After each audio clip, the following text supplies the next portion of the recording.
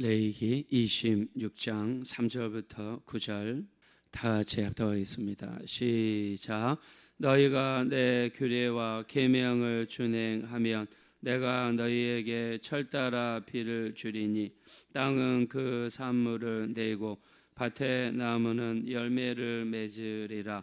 너희의 타작은 포도 딸 때까지 미치며 너희의 포도 따는 것은 파종할 때까지 미치리니 너희가 음식을 배불리 먹고 너희의 땅에 안전하게 거주하리라. 내가 그 땅에 평화를 줄 것인즉 너희가 누울 때 너희를 두렵게 할 자가 없을 것이며 사나운 짐승을 그 땅에서 제할 것이요 칼이 너희의 땅에 두루 행하지 아니할 것이며 너희의 원수들을 쫓으리니 그들이 너희 땅에서 칼에 엎드려질 것이라. 또 너희 다섯이 백을 쫓고 너희 백이 만을 쫓으리니 너희 대적들이 너희 앞에서 칼에 엎드려질 것이며 내가 너희를 돌보아 너희를 번성하게 하고 너희를 창대하게 할 것이며 내가 너희와 함께한 내 언약을 이행하리라. 아멘. 레위기 16장은요 우리 순종에 대한 말씀입니다. 구약 전체에 흐르고 있는 우리가 어떤 내용을 보면 하나님께서 약속을 주시고 그리고 하나님께서는 약속을 받은 자들에게 순종을 요구하셨고 또 온전한 순종이 이루어질 때에 하나님의 축복의 역사로 갚아주시는 것을 볼 수 있습니다. 그래서 하나님께서는 구약에서 철저하게 요구하셨던 것, 그게 바로 순종입니다. 뭐에 대한 순종입니까? 말씀에 대한 순종입니다.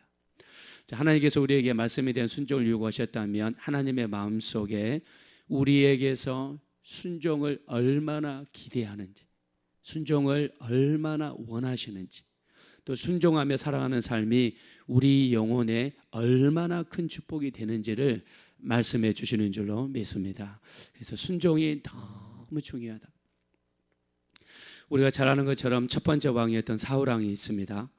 사울왕은요 그 하나님께서 사무엘 선지자를 보내셔서 왕으로 기름 부으려고 할 때 처음에는 정말 겸손한 사람이었어요. 왕을 뽑기 위해서 나오라고 그럴 때도 그 자리에 나오지 못하고 숨었던 사람이 사울 왕입니다.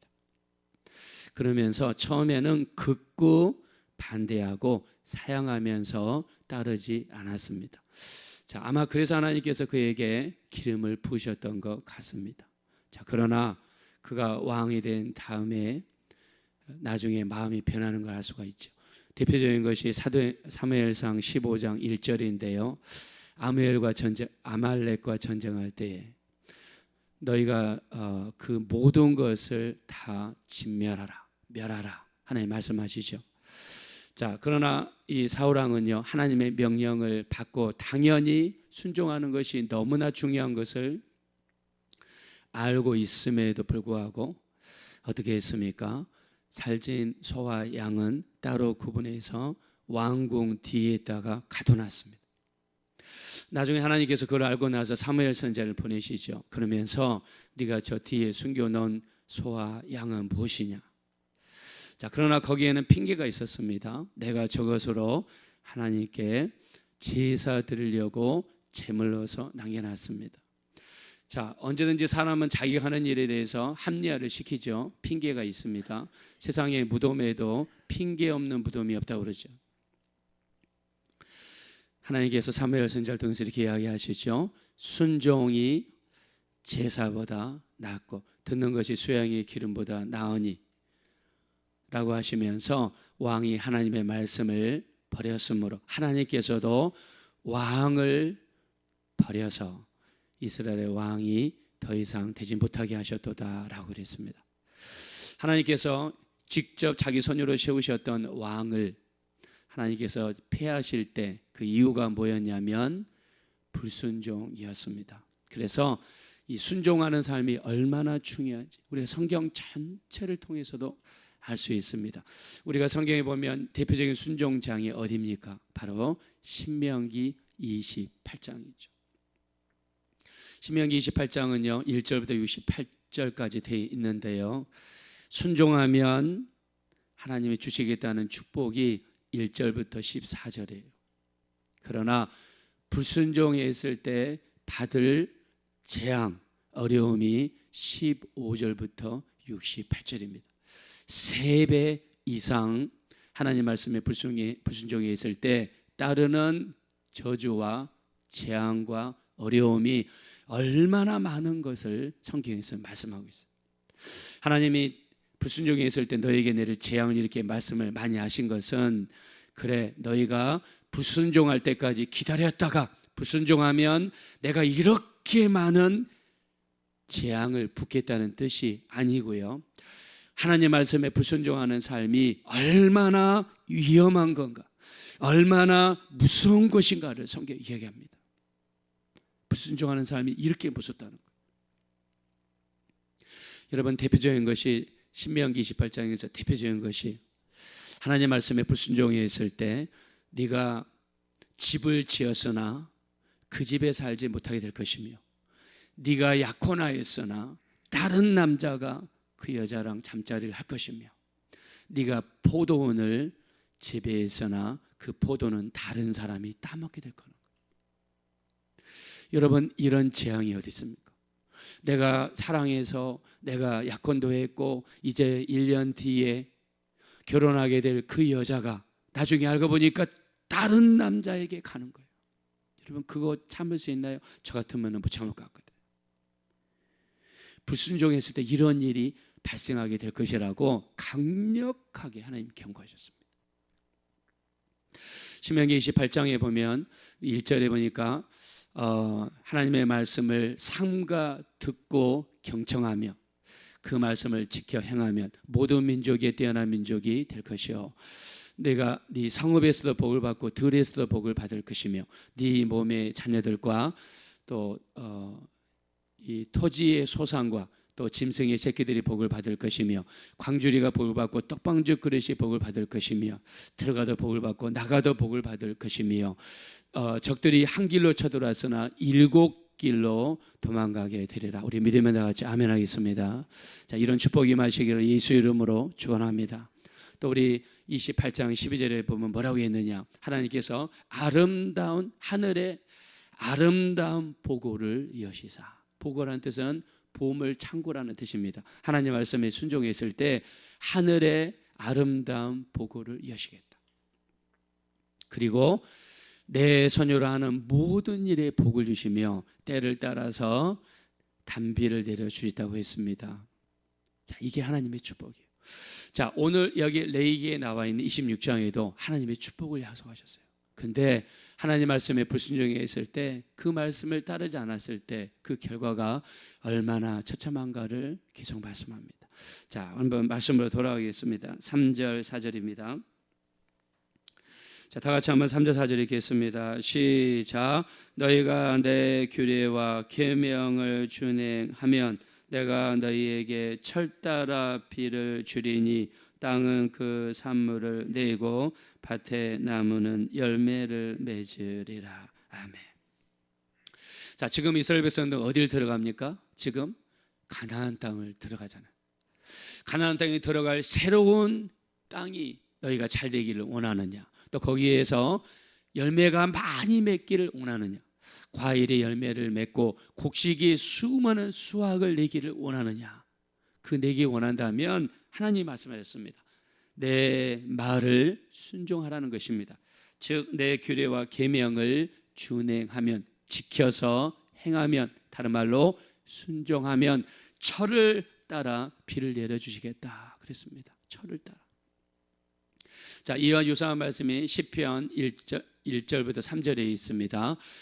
복 있는 사람은 악인의 길을 좇지 아니하며 죄인의 길에 서지 아니하며 오만한 자의 자리에 앉지 아니하고 하나님의 말씀을 즐거워하여 주야로 묵상하는 자니 이는 시냇가에 심은 나무가 시절을 쫓아 열매를 맺으며 그 잎사귀가 마르지 아니한 같으니 그 하는 모든 행사가 형통하리로다. 할렐루야. 하나님께서는요, 말씀을 즐거워하여 그 말씀을 주야로 묵상하는 자, 그리고 그 말씀을 행하는 자에게 시절을 쫓아 열매를 맺으며 잎사귀가 마르지 아니한 것 같으니 그 하는 모든 행사가 형통하리라다 말씀했습니다. 얼마나 산모가 되는 말씀입니까? 우리 여러분이 하는 모든 범사가 형통하게 원하시면 다 같이 아멘 하겠습니다. 자, 이렇게 하기 원하는 분들은 정말 말씀에 순종하게 되시기를 예수 이름으로 축원합니다. 그래서 철을 따라 피를 주시겠다.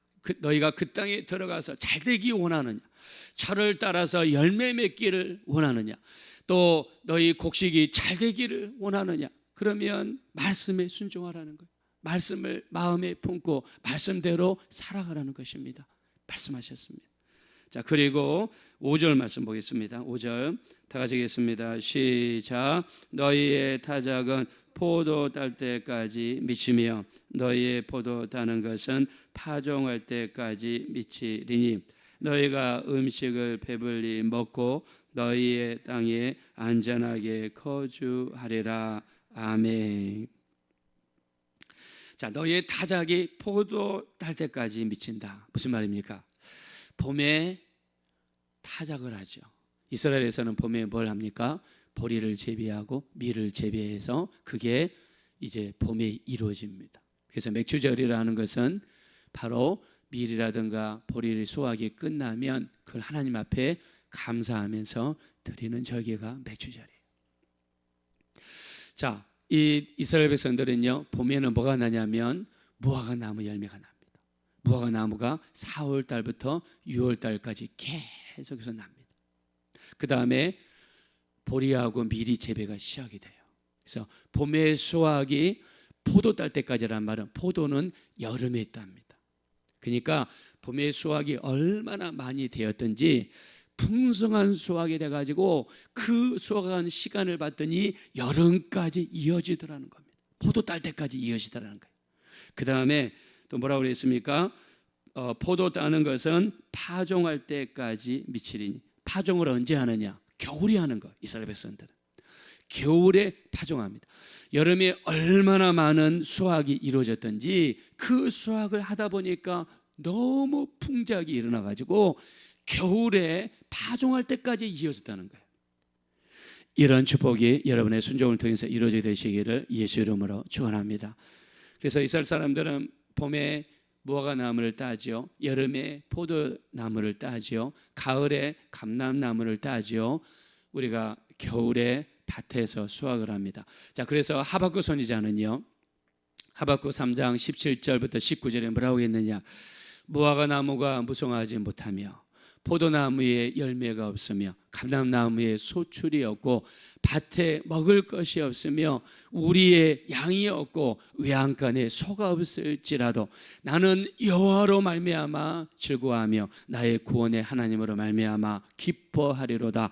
여호와는 나의 힘이시라. 나의 발을 사슴과 같게 하사 나를 나의 높은 곳으로 다니게 하시리로다. 할렐루야.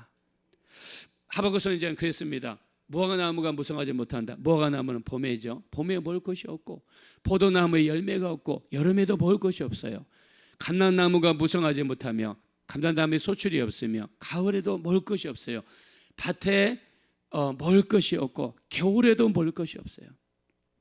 거기에다가 이 우리의 양이 없고 외양간에 소가 없을지라도 이 사람은 가지고 있는 것이 정말 아무것도 없어요. 정말 세상에서는 바랄 수 있는 게 없어요. 근데 즐거워하고 기뻐하는 것이 두 가지였습니다. 첫째, 여호와로 말미암아 즐거워하며 하나님을 믿는 그 자체만으로도, 내가 예수 믿었다는 그 자체만으로도 즐거워하고 구원의 하나님으로 기뻐하리로다. 내가 예수 믿고 천국 갈 수 있게 되었다는 것, 내가 예수 믿고 하나님의 자녀가 되었다는 사실, 내가 예수 믿고 하나님의 백성이 되었다는 사실, 내가 죽으면 저 무서운 지옥에 떨어지지 아니하고 천국 갈 수 있게 되었다는 이 구원의 기쁨 한 가지 때문에 내게 먹을 것이 없고 누릴 것이 없고 가진 것이 없다 할지라도 내가 예수 믿고 구원받았다는 이 한 가지 사실만으로도 우리는 감사하고 기뻐해야 될 줄로 믿습니다. 하박국 선지자는 그랬다는 거예요. 하나님만 계시면 됩니다. 그래서 김용 선교사님, 여러분 유튜브에 들어가시면 김용 선교사님 설교가 많습니다. 한번 들어보세요. 그분이 뭐라고 합니까? 예수만으로도 충분합니다. 그러잖아요. 예수만으로도 충분합니다.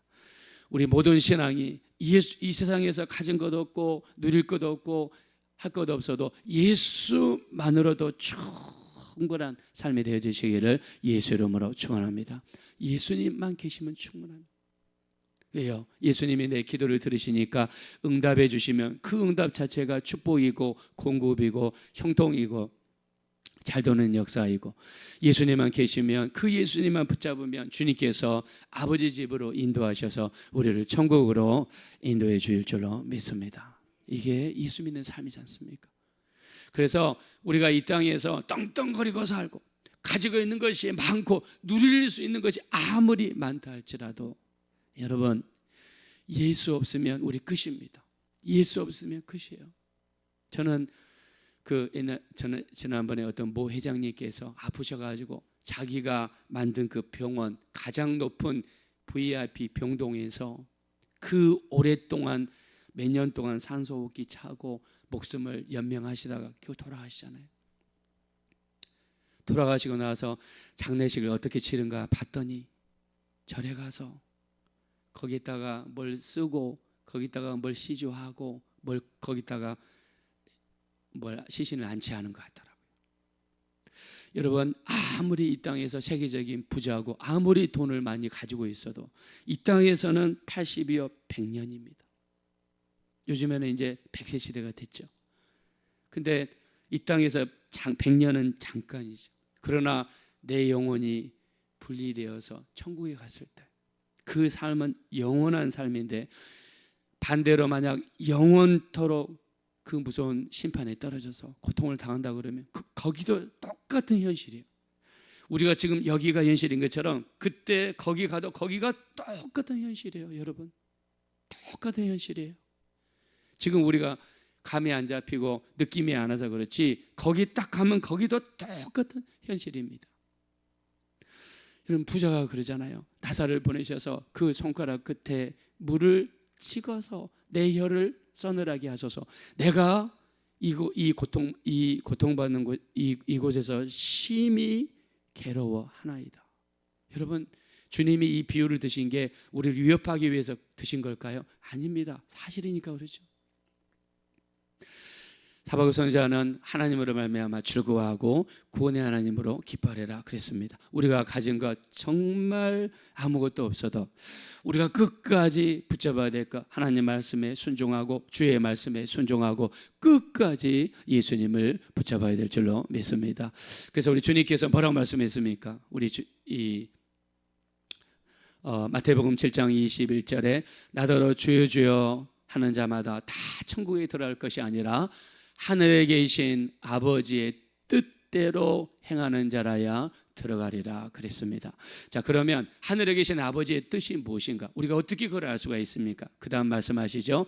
그날에 많은 자들이 나더러 이르되 주여 우리가 주의 이름으로 선지자 노릇하며 주의 이름으로 귀신을 쫓아내며 주의 이름으로 많은 능력을 행하지 아니하였나이까 하리니 내가 그들에게 밝히 이르되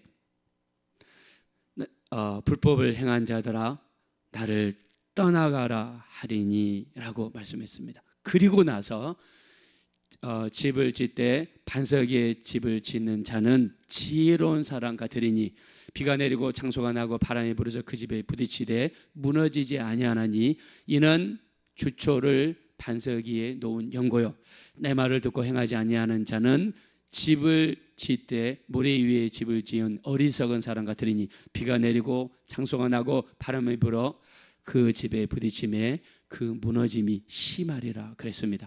그래서 예수님께서 나더러 주여 주여 하는 자마다 다 천국에 들어가는 것이 아니라 하늘에 계신 아버지의 뜻대로 행하는 자가 천국에 들어가는데, 그 다음 주님의 이어지는 말씀은 내 말을 듣고 행하는 자가 반석에 집을 지은 지혜로운 사람이고 이런 사람이 천국에 들어가게 될 줄로 믿습니다.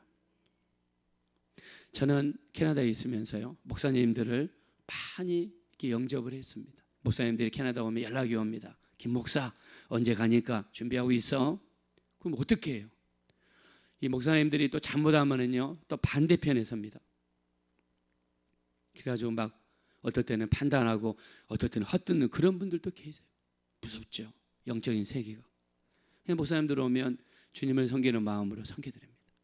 근데 그 목사님들이 한국에서는 대단한 목사님들이, 능력도 많으시고 교회도 큰 교회 하시고. 근데 제가 느낀 게 한 가지가 있습니다. 그렇게 하나님 앞에 기도도 많이 하고 능력도 많으신 목사님들이 일단 한국을 떠나면 풀어지시는 분들이 많더라. 풀어지는 걸 너무나 많이 봤습니다. 저는 주님 이 말씀을 이해해요. 그날에 많은 사람들이 나더러 이르되 내가 선제된 노릇하며 귀신을 쫓아내며 능력을 행하지 아니하나이까. 주님께서 내가 그들에게 밝히 이르되 불법을 행한 자들아 나를 떠나다. 내가 하나님의 막 능력이 나타나고 응답이 막 나타나면 그 다음부터는 내 마음대로 살려는 경향이 있어요. 일반 평신도들도 그렇게 하지 않는데 그 삶은 굉장히 위험합니다. 너무너무 위험합니다. 그래서 우리가 말씀에 순종하는 삶, 오늘 우리가 이 레위기 26장에서 다른 데서 보지 못하는 순종했을 때 축복이 한 가지가 되어 있습니다. 마지막으로 한번 살펴보겠습니다. 8절입니다. 8절, 자, 순종에서 나타나는 축복. 8절 우리 9절 다 같이 읽겠습니다. 시작. 또 너희 다섯이 백을 쫓고 너희 백이 만을 쫓으리니 너희 대적들이 너희 앞에서 칼에 엎드러질 것이며 내가 너희를 돌보아 너희를 번성하게 하고 너희를 창대하게 할 것이며 내가 너희와 함께 한 내 언약을 이행하리라. 아멘. 하나님 말씀을 순종하는 자에게 다섯이 백을 쫓는 역사가 나타나고 백이 만을 쫓는 역사가 일어나고 그랬습니다. 자, 이 역사가 어떤 형태로 우리에게 나타날지 모르겠지만 우리 말씀에 순종하셔서 5명이 백을 쫓아내시고 이 백이 10,000명을 감당할 수 있는 이런 능력들이 나타나게 되시기를 예수 이름으로 축원합니다. 한 가지 더 말씀에 순종하면 오늘 뭐라고 그랬습니까? 번성하고 창대하리라 그랬습니다.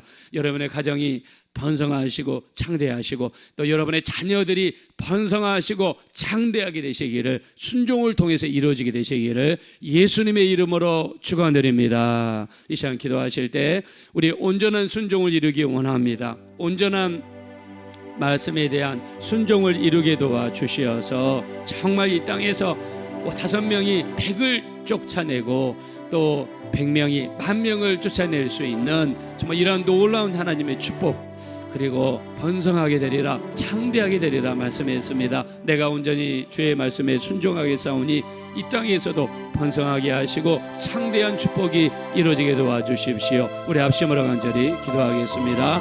어라시오야 아버지 하나님 진심으로 감사합니다. 우리 하나님 역사하시고 우리 하나님 불쌍히 여겨주시며 긍휼히 여겨주십시오. 우리 하나님께서 역사하시고 도와주셔서 불쌍히 여겨주시고 긍휼히 여겨주시고 함께하여 주십시오. 우리 하나님 그리하여 너희가 5이 100을 쫓고 100이 만을 쫓으리라고 하셨습니다. 그리고 말씀을 순종하는 자에게 번성하게 되리라 창대하게 되리라 말씀하셨습니다. 주의 약속의 말씀을 믿습니다. 이 약속의 말씀을 우리 마음속에 새기기를 원합니다. 우리 하나님 불쌍히 여기시고 긍휼히 여겨주시고 우리 하나님 불쌍히 여겨주십시오. 성령으로 인도하여 주십시오.